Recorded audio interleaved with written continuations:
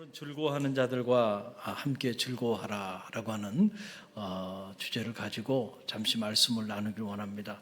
이 로마서의 말씀은 평범한 말씀이 아니고 특별히 로마서 12장 말씀은 강론이에요. 예수 그리스도를 구주로 영접하고 실제로 주님의 자녀가 된 성도들의 삶이 어떠해야 되는가라고 하는 부분에 대해서 조목조목 우리에게 설명해 주고 있는 그런 놀라운 말씀입니다. 제가 강조하는 게 뭐예요? 그냥 신앙생활이 아니고요, 생활신앙. 할렐루야, 생활신앙. 삶이 바뀌어야 합니다. 우리가 실제로 주님을 만나고 실제로 하나님의 영이 우리 가운데 임하면 우리 삶은 바뀌게 돼 있어요. 근데 내가 신앙생활을 오래 했는데 내 삶이 안 바뀌어. 그러면은요, 하나님이 문제가 있는 게 아니고요, 내 믿음이 문제가 있는 거예요. 그걸 점검해 봐야 한다라고 하는 거죠. 오늘 로마서 12장 말씀, 우리가 지난 시간에는 축복하고 축복하라, 한번 따라 보세요. 축복하고 축복하라, 축복하고 축복하라라고 하는 주제로 말씀을 나눴고, 오늘은 즐거워하는 자들과 함께 즐거워하라라고 하는 이런 주제예요. 어떻게 보면은 아니 뭐 즐거워하는 자들과 함께 즐거워하는 일, 이게 무슨 그렇게 어려운 일일까? 우리가 이렇게 생각할 수 있어요. 그런데 제가 실제로 성직자의 길을 걸어가면서 또 이렇게 목회 현장에서 사역을 하면서 보니까 즐거워하는 자들과 즐거워하는 일이 어려운 일이더라고요. 네. 우는 자들과는 함께 울어요. 누구네 집 좀 슬픈 일이 있고 어려운 일이 있다 그러면 가만히 있어도요, 그 일은 알려집니다. 그리고 진심으로 같이 가슴 아파하면서 중보하고 기도해요. 그런데 누구네 집에 참 자녀가 너무너무 잘 됐대.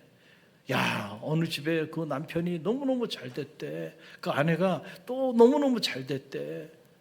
여러분, 이런 얘기 하면은요, 대화하는 중에 벌써요 얼굴이 확 굳어집니다. 아니 정말로 저는 한두 번 경험하는 게 아니에요. 깜짝깜짝 놀랍니다. 분위기가 싸해집니다. 그리고는 절대로 그 소식은요 알리지 않습니다. 그래서 이게 왜 그럴까? 사촌이 땅을 사면 배가 아픈다 그러더니 정말 배가 아프구나. 처음에는 몰랐어요. 그렇게 배가 아플 줄은 몰랐어요. 그리고 아무 생각 없이 얘기를 했는데 알고 보니까 그 얘기를 듣는 중에 마음에 시기와 질투가 그냥 폭발해가지고 타오른 거예요. 그래가지고요, 그냥 마음껏 칭찬도 못해요. 제가 여러분 중에서 누군가를 어느 권사님 가정에 이렇게 귀한 일이 있었고 그분이 이렇게 아름답게 헌신하고 섬겼다고 그렇게 말하면요, 첫째, 집에 가면 우리 집사람한테 혼납니다. 절대 교인들 얘기는 앞에서 하지 말라는 거야. 둘째는 그 사람 외에 다른 사람들이 마음에 어떻게 해요? 참 갑자기 배가 아파지기 시작하면서 이상해져요. 그럼 나중에 그 사람이 참 힘들어집니다. 그래서 함부로 칭찬도 못하고요, 함부로 축복도 못해요. 좋은 일이 있으면 막 알리고요, 막 기뻐가지고 저는 너무너무 기뻐. 그래서 막 알리고 싶은데 이것도 알리면 안 되겠지, 이런 생각을 가지고 절제하며 살게 돼요. 그 이유가 어디 있는가? 즐거워하는 자들과 우리가 정말 마음껏 즐거워하는가라고 하는 거예요. 그렇지 못하다는 거예요. 그 이유는 바로 우리 내면 안에 이 시기심, 질투심, 일만하게 근원인 그 시기와 질투가 우리 안에 자리하고 있기 때문에, 그래서 남이 잘 됐다고 말하면요, 그러면 우리 마음에 상처를 받게 된다는 거예요. 자, 근데 기독교 경전을 한번 가만히 들여다보세요. 기독교 경전을 관통하는 하나의 진리가 있어요. 그 뭐냐면, 언제나 문제가 터지는 그 삶의 자리 안에 들어가 보면 항상 이 시기와 질투가 그 안에 자리하고 있습니다. 언제나 그래요. 여러분 보세요. 자, 가인과 아벨, 인류 최초의 살인마가 돼요. 형이 동생을 쳐 죽입니다. 이런 끔찍한 일이 일어나게 되는데, 그것도 가만히 말씀을 자세히 들여다보면 시기와 질투 때문에 일어난 일이에요. 하나님 앞에 이렇게 제사 드리러 나아가는데 하나님이 어떻게 된 일인지 아벨과 그의 제물은 연락하지만 가인과 그의 제물은 연락하지 않았다는 거예요. 자, 그러자 하나님 앞에 제물을 드리고 제사하고 예배하러 나갔다가 가만히 보니까 하나님이 아벨과 그의 제물은 축복하는데 자기와 자기 제물은 축복하지 않으니까 마음에 어떤 마음이 들었어요? 동생에 대한 시기하는 마음이 확 타오른 거예요. 여러분, 이 시기심은 어디 먼 나라에 산 사람들하고 시기와 질투심이 생기는 게 아니고요, 가장 가까이 있는 사람, 일도요, 같은 업종에 있는 사람들끼리 시기하고 질투하는 거죠. 전혀 다른 업종에 있는 사람이 아니라니까. 가장 가까이 있는 사람. 그래서 가장 가까이 지내는 형제간에도요, 시기하고 질투해요, 안 해요? 하는 거야. 기독교 경전의 성서는 그 근원을 얘기해 주고 있는 거예요. 형제지간이지만 어떻게 보면 형제지간이기 때문에 더 시기하고 질투하는 거야, 이게. 그래가지고 동생이 형이 나보다 하나님 앞에 더 이렇게 축복을 받아? 그러니까 동생에 대한 시기심이 타오르면서 마음속에 어떤 생각을 갖게 되냐면, 이놈의 자식 두고 보자, 내가 반드시 죽이리라. 시기심이 이렇게 무서운 거야. 그 마음에 품은 그 시기심이 행동으로 옮겨져서 인류 최초의 살인마가 되고 만 겁니다. 시기심 때문에 일어난 일이에요, 이 일이. 여러분 또 보세요. 자, 요셉을 보세요. 왜 요셉의 형들이 요셉을 구덩이에 집어넣고 이집트의 노예로 팔아버렸나요? 친형입니다. 친형이에요. 요셉은 정말 형들을 좋아했어요. 사랑했어요. 그런데 어떻게 그 어린 동생을 말이에요, 옷을 벗기고 구덩이에 집어넣고 그것도 못 돼가지고 이집트에 인신매매를 시켜버립니까? 노예로 팔아버립니까? 이유는요, 다른 게 아니에요. 뭐 때문에 그래요? 시기심 때문에 그래. 시기심 때문에. 보니까 아버지가 어떻게 된 일인지, 이 동생 요셉을 더 사랑하네.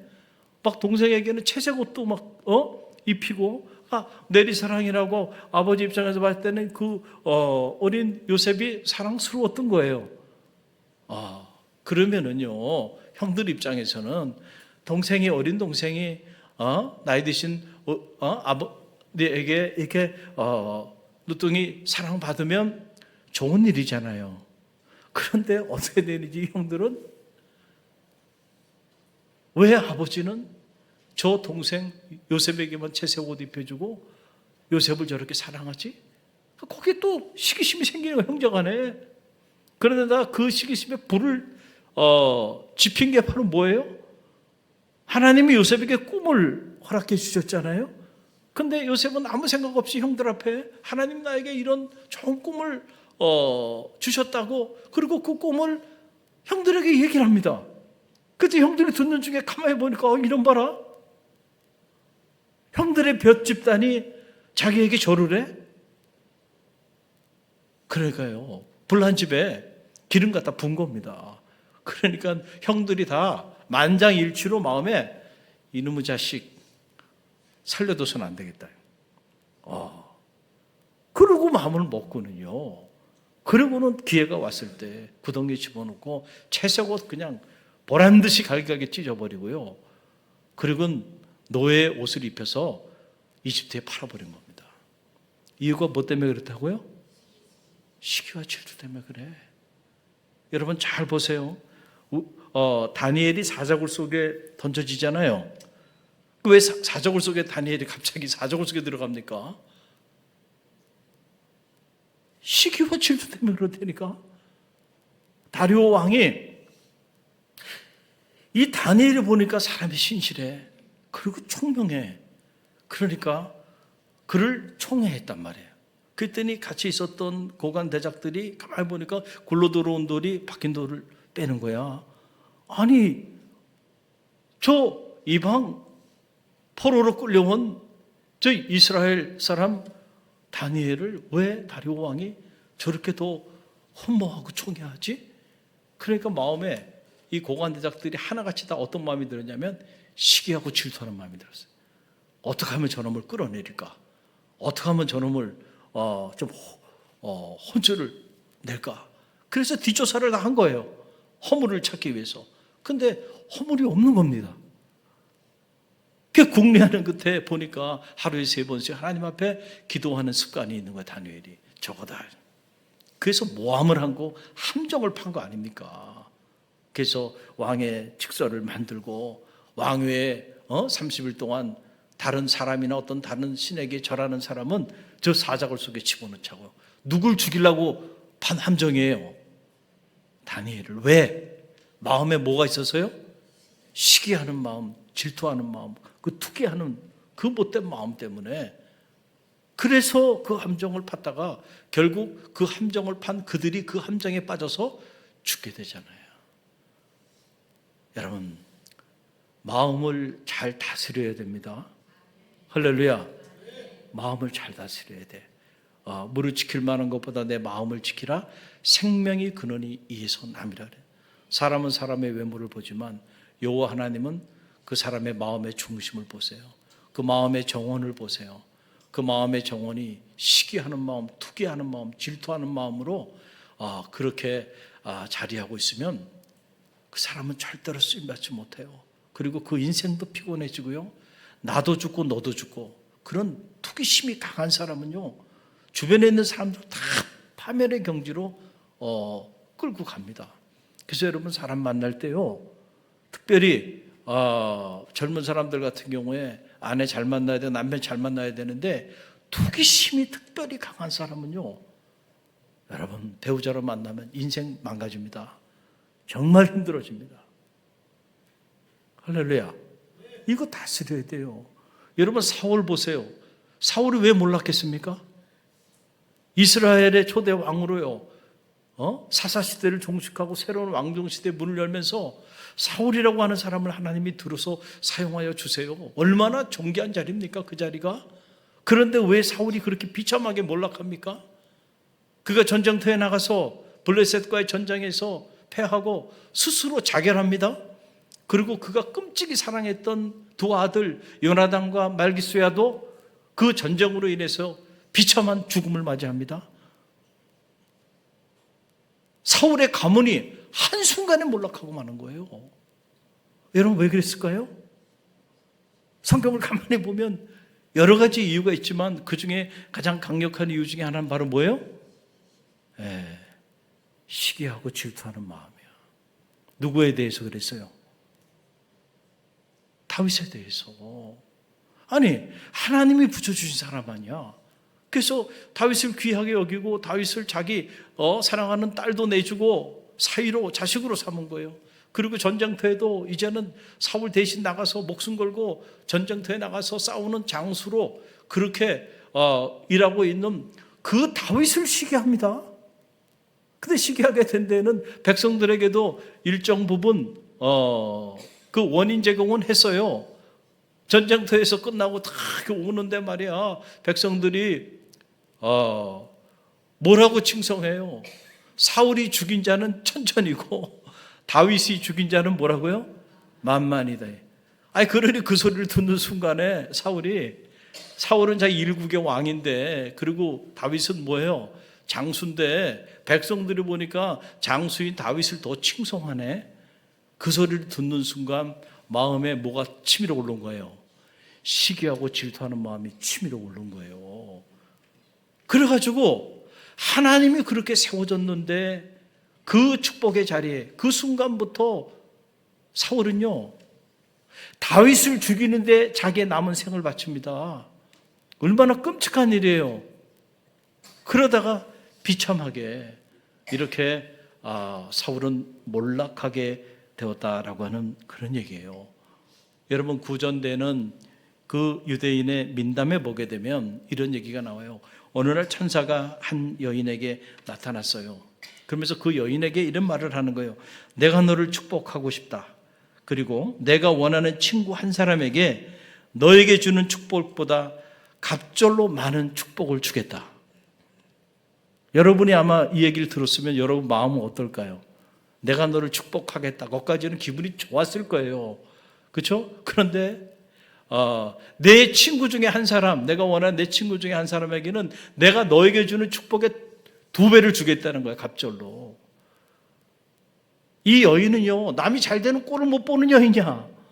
아주 시기심과 투기심이 아주 남다르게 강한 여인인데, 아니 천사가 나타나가지고 나를 축복하면 되지 왜 내가 원하는 한 사람 내 친구에게 갑절의 축복을 하겠다는 말인가? 그때부터 마음이 상하기 시작했어요. 투기심이 타오르기 시작합니다. 그리고는 곰곰이 생각하다가 그가 이제 말을 하는 거예요. 자기가 어떤 친구에게 천사가 축복해 줄지 그걸 얘기하고는, 그리고 자기에게 이걸 축복해 달라고 말하는데 뭐라 하냐면 내 눈에 한 짝을 멀게 해주세요. 여러분, 자기 눈에 한 짝을 멀게 해주면 갑절로 축복해 주니까 그 자기 친구에게는 어떤 일이 일어나는 거예요? 두 눈이 앞을 보지 못하게 만들어 버리라는 거예요. 여러분 생각하면 말도 안 되는 얘기예요. 이런 말도 안 되는 이런 얘기가 어디 있어요? 이렇게 생각하겠지만은 사람이 질투하면요 눈이 멀어버리는 거예요. 그래서 나도 죽고 너도 죽자. 지금 제가 성경에 나오는 이야기를 쭉 열거했잖아요. 이게 다 그겁니다. 남이 잘 되는 꼴은 못 보겠어. 그러니까 아니 자기 눈을 하나 멀게 해달래. 그 목적은 뭐냐면 내가 시기하고 질투하는 그 친구 두 눈을 멀게 하고 싶어가지고, 그렇게 하면서 자기 눈 한 눈도 어떻게 되는 거예요? 멀게 되는 거예요. 너도 죽고 나도 죽는 거예요. 시기하고 질투하면. 할렐루야. 여러분, 이 시기심, 일만하게 근원이 되는 우리가 이 시기심을 잘 다뤄야 돼요. 그 야고보서 3장 16절 말씀 보게 되면 이런 말이 있어요. 시기와 다툼이 있는 곳에는 혼란과 모든 악한 일이 있느니라. 시기와 다툼이 있는 곳에 뭐가 있다고요? 네, 시기와 다툼이 있는 그곳에는 항상 혼란이 있고 모든 악한 일이 있느니라. 그러니까 우리 마음 안에서 일어나는 일이에요. 시기하는 마음, 질투하는 마음은 눈에 보이지 않아요. 근데 여러분, 사람을 잘 봐야 돼요. 이런 사람이 지도자가 되면 큰일 납니다. 이런 사람이 리더가 되면 큰일 나요. 이런 사람이 가정의 지도자가 돼도 가정 큰일 납니다. 그 가정 행복할 수 없어요. 특별히 유난하게 시기심이 많은 사람들이 있단 말이에요. 그거 다스려야 돼요. 할렐루야. 하나님의 영, 성령의 역사가 아니에요, 이거는. 그래서 우리가 지금 이 갈라디아서 말씀을 묵상하고 있잖아요. 갈라디아서 말씀 묵상하는데 보게 되면 자, 하나님의 영이 아니고요, 어두운 영이 임하면요, 그 어두운 영은 질투하는 영이고요, 시기하는 영이고요, 이간하는 영입니다.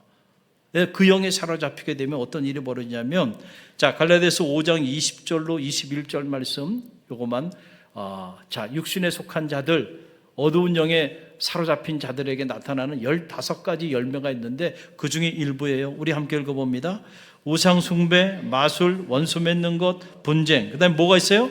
질투, 분노, 당짓는 것, 분열, 이단. 그리고 뭐가 있어요? 투기, 술 취함과 방탕함과 그와 같은 것들에 대하여 미리 경고하노니 이런 일을 하는 자들은 하나님의 나라를 유업으로 받지 못하리라. 아멘. 2번이나 반복해서 나와요. 이 질투, 투기, 이게 바로 시기와 질투심이에요. 이게 하나님의 영이 떠나고 영에 속하지 않고 육신에 속한 자들은요, 늘 투기하고 질투합니다. 그래서 자기도 무너지고 주변에 있는 사람들도 무너뜨리는 거예요. 이게 무서운 거예요. 할렐루야. 그런데 우리가 신앙생활을 하는데 우리의 마음의 밭을 잘 경작하는 일, 그리고 내가 어떤 성품을 가지고 어떻게 신앙생활을 해야 하는지, 이거를 우리가 배우고 또 그런 말씀이 우리 가운데 주는 말씀대로 그런 마음을 가지고 살아가는 일은 너무너무 중요해요. 할렐루야. 제가 이런 말씀을 드리는 이유는, 여러분, 이 교회 현장 안에서도 보면 실제로 이 시기심과 질투심 때문에 교회 안에 분쟁이 있고 다툼이 있고 혼란이 있고요, 결국 하나님의 교회를 건강하게 세우지 못하게 만드는 그런 일들이 너무 비일비재하게 많이 있기 때문에 그래요. 근데 감사하게도 우리 교회는 글쎄 속으로는 있는지 모르겠는데 겉으로는 자기 얼굴에 저는 암흑의 시기권사입니다. 저는 암흑의 그러면서 그냥 얼굴에 그냥 시기, 질투. 저 사람은 시기권사, 저 사람은 질투권사. 그런 분은 없어요. 감사하게도. 할렐루야. 감사하게도. 그러나 숨어 있어요, 마음속에. 그래가지고 그게 자칫 딱 올라오는 순간 말이죠. 왜 목사님 우리 성교회는 저기요, 다른 성교회는 그냥 왜 우리 목장에는 다른 목장에는 왜 목사님은 이 젊은 사람들이 이렇게 케어하는데 우리는 또 케어하잖아요. 뭐부터 시작해가지고요. 뭘 좀 여기 조금 관심 가지면 이쪽에 있는 사람들이 후환이 두렵습니다. 그러면 안 된단 말이에요. 할렐루야. 다 목사님이 젊은 사람들도 축복해야지. 할렐루야. 또 어르신들도 잘 섬겨야지. 할렐루야.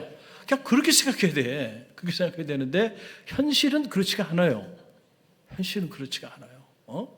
그래서 막 젊은 사람들 막 이러면 또 어르신들이 또 언짢아하고, 어르신들을 좀 이렇게 하면 또 젊은 세대들이 또 그렇고요. 또 이 부서를 조금 관심 갖는 것 같으면 저 부서에서 또 난리가 나고요. 이런 것들이 다 뭐예요? 이게 다 건강하지 않은 시기와 질투심 때문에 그래요. 왜 동생만 그러냐고, 왜 동생만? 왜 우리는 제색 옷 안 입히냐고. 그러니까 이게 자칫하다가는 동생만 죽이는 게 아니고 아버지과도 해야겠어요. 하는 행동을 보면 말이죠. 이게 이렇게 무서운 거예요. 여러분, 인생을 망하게 하는 잘못된 에너지, 그게 시기와 질투입니다. 뭐라고요? 시기와 질투. 부부간에도 투기하고 이러는 거 있잖아요. 이게 망치는 거예요. 사랑을 망치는 거예요. 관계를 완전히 망쳐버리게 된다라고 하는 거예요. 그래서 우리가 성령의 열매, 9가지 열매에 관한 말씀을 오전에 계속 묵상하잖아요. 로마서가 말하는, 특별히 로마서 12장이 말하는 이 그리스도인의 강론을 실제로 삶의 자리 속에서 살아내기 위해서는요, 반드시 뭐가 있었냐면 성령의 9가지 열매가 있어야 됩니다. 이게 없으면 이런 삶을 살 수가 없어. 어떻게 축복하고 축복합니까? 여러분, 나를 축복하고 나를 위해서 희생하고 헌신하고 나를 사랑해 주는 사람을 위해서는 내가 얼마든지 할 수 있지만, 나를 힘들게 하고 나를 어렵게 하는 그 사람을 위해서 내가 축복하고 그 사람을 위하여 기도할 수 있냔 말이에요. 그거 쉽지 않아요. 인간적으로는 할 수가 없는 일이에요. 하나님의 영이 우리 가운데 임할 때 성령의 첫 번째 열매가 뭐예요? 사랑. 우리는 그 사랑을 못한다니까. 이에는 이, 눈에는 눈이에요.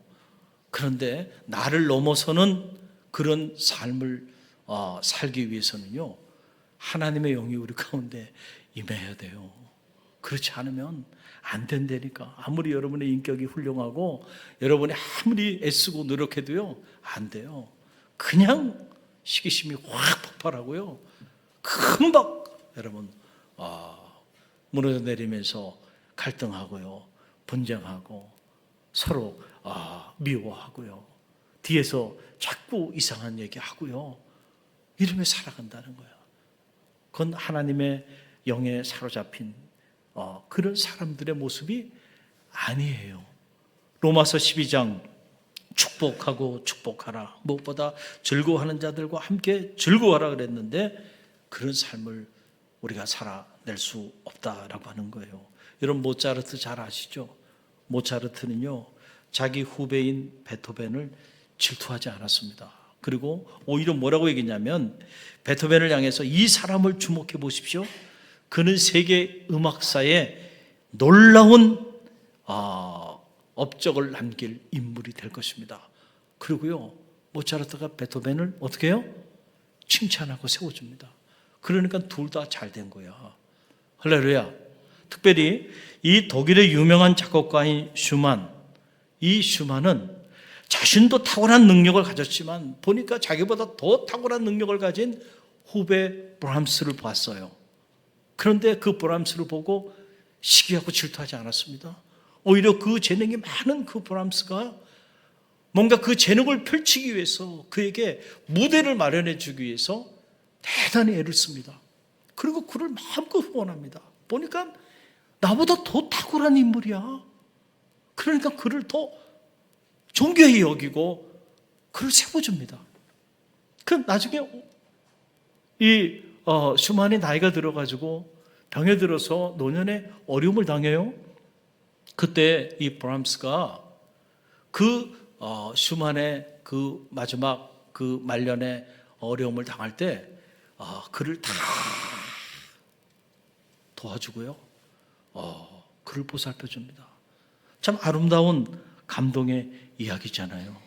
여러분, 우리가 축복해 주면요, 내가 손해본다고 생각해. 누군가를 내가 막 칭찬하고 훌륭하다고 세워주면 내가 초라해지고 내가 무너진다고 생각해. 그래서 사람들은 자꾸 보면 자꾸 남을 깎아내리려고 그래요.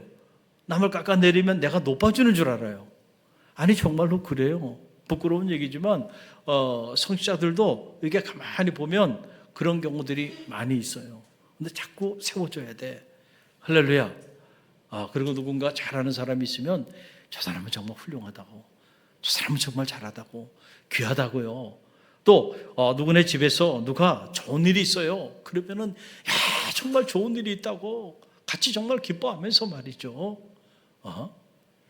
즐거워하는 자들과 함께 즐거워하라 그랬잖아요. 할렐루야.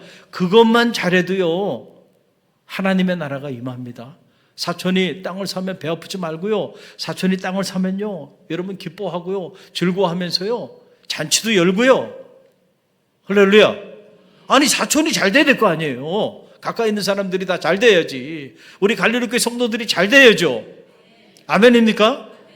아니, 갈릴리교회 성도들이 우리가 매일같이 한 공동체 안에 신앙생활 하는데 자꾸 어려움 당하고 그러기를 바라요? 갈릴리교회 성도들의 자녀들이 잘못되길 바라요? 좀 잘 되기를 바라야지. 누가 잘 됐다 그러면 정말 박수 쳐주고요, 너무너무 잘 됐다고 말이야. 도저히 그런 마음이 안 되면, 그러면은 야, 한턱 쏴! 그래가지고 얻어먹기라도 해. 근데 그 얘기도 안 한다니까. 그 얘기도 안 해. 모른 척 합니다, 그냥. 우리가 그렇게 살면 안 돼. 축복해주면요, 그 축복이 누구에게 와요? 나에게 와. 할렐루야. 담임 목사님이 잘 되고 담임 목사님 가정이 잘 되면 여러분 배 아픕니까? 그렇게 되면 안 돼. 아니, 그렇게 되면 안 돼. 정말 진심으로. 뭐 저희 가정이 잘 된 것도 없지만은 때로는 잘 될까 봐 더 무서워요. 잘 될까 봐 무서워. 혹시라도 시기하고 질투하면서 상처받을까 봐. 그러면 안 돼. 또 담임 목사님, 저는 여러분의 가정과 여러분의 자녀들이 잘 되기를 중심으로 새벽마다 빕니다. 그래야지. 아니, 목사님이 돼가지고 말이죠, 교인들이 이렇게 잘 되고 뭐 자녀들 잘 되는 거 시기하고 질투하면서 말이요, 마음에 그런 못된 마음 가지고 있으면 그러면 어떻게 되겠냐 말이야. 그게 저희 가정보다 여러분의 가정이 더 잘 되기를 간절히 바랍니다. 할렐루야. 여러분의 자녀들이 더 좀 잘 됐으면 좋겠어. 중심이에요. 그럼 그게 나는 기쁨이야. 기쁨이야. 할렐루야. 우리가 이런 마음을 가지고 같이 신앙생활을 해야 하나님이 저와 여러분을 축복하고 이 공동체를 축복하잖아요. 할렐루야. 오늘 주신 말씀 가슴에 새기세요. 즐거워하는 자들과 함께 즐거워하라. 이게 참 귀한 말씀이에요. 여러분들이 그렇게만 할 수 있다고 하면요, 여러분을 향해서도 축복의 문이 열립니다. 할렐루야. 그런 축복의 통로들이 다 되시기를 주님의 이름으로 간절히 축원드립니다.